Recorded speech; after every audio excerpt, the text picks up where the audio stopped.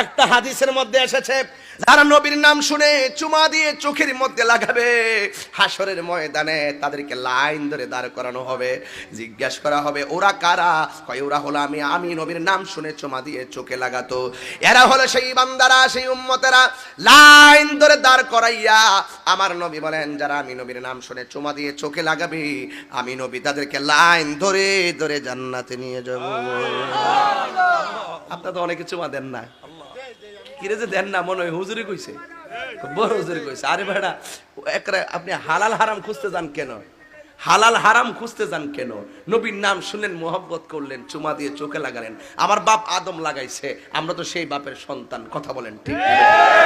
সাহাবায়ে কেরাম হযরতে আবু বকর সিদ্দিক রাদিয়াল্লাহু তাআলা আনহু চুমা দিয়ে চোখে লাগিয়েছেন, আমরা তো সেটা আমল করতে পারি। কথা বলেন ঠিক কি না? এই জন্য যুবক ভাইয়ের আমার, এটা নিয়ে কোনো ধাক্কাধাক্কি করবেন না, বহুত তো হইছে, আর কত।